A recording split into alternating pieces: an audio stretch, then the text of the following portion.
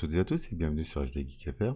Alors aujourd'hui, je vais vous présenter un petit gestionnaire de téléchargement qui s'appelle AB Download Manager, qui est une alternative gratuite à Near Downloader que je vous ai déjà présenté ou JDownloader. Donc vous allez pouvoir télécharger ici l'application. Vous avez la possibilité de le télécharger aussi bien pour Windows que pour Linux, charger le fichier exe ou éventuellement les extensions pour vos différents navigateurs. Vous pouvez télécharger et installer. Le programme se présente.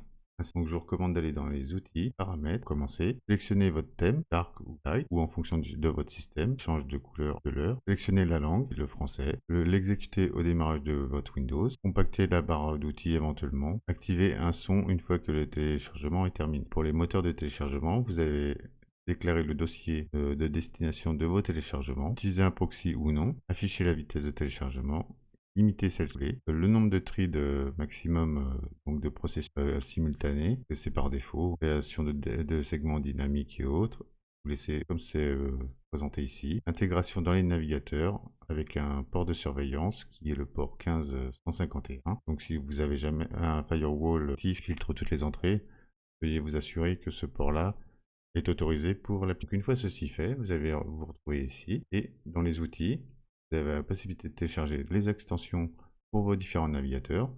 Donc, si c'était par exemple par défaut Google Chrome, allez télécharger l'extension. Ainsi pour Mozilla. Moi, j'utilise les deux, donc j'ai procédé à l'installation sur mes différents navigateurs. Ça va tout simplement vous ouvrir une page vers votre navigateur principal. C'est de la page de l'extension à installer. Vous pouvez le voir, moi ici, il est déjà installé.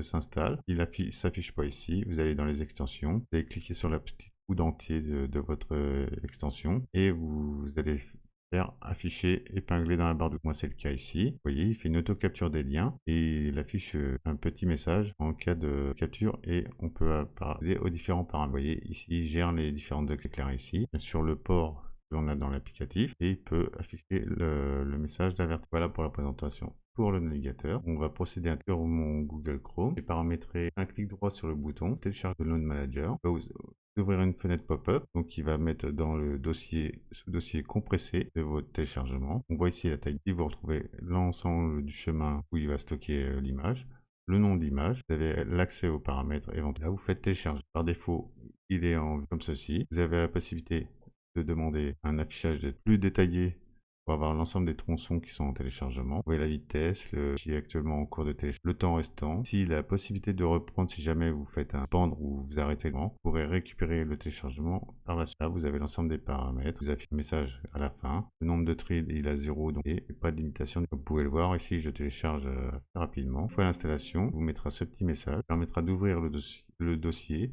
ouvrir le fichier, ou alors fermé. Si j'ouvre le dossier, on va se rendre directement dans le dossier, comme vous pouvez le voir. Il est bien dans mon dossier téléchargement ABDM et dans le mon classe en fonction de différentes catégories que vous allez retrouver dans le compressé, un dossier programme. Là, vous allez retrouver l'ensemble des tâches. Là, vous pouvez avoir des programmes qui sont en cours de téléchargement et faire les différentes reprises. Supprimer celui-ci, mais je lui dis également de supprimer sur le. Ça, il va non seulement supprimer l'entrée téléchargement qui est ici et il va supprimer aussi le fichier qui est sur le tas. Il n'y aura plus rien. Si je reprends mon port procède, je télécharge, je lui dis par exemple de suspendre le téléchargement, je fais fermer. On voit qu'ici le programme est arrêté. Il y a la possibilité ici de redémarrer le téléchargement, comme il y a la fonction résume, qui permet de reprendre le téléchargement là où il en est. Je refais reprendre, il revérifie les tronçons déjà téléchargés et il va reprendre le téléchargement là où il en est. Voilà pour la présentation de ce petit gestionnaire de téléchargement. Il sera certainement d'une grande utilité et je vous dis à bientôt pour la présentation d'une nouvelle vidéo. Au revoir.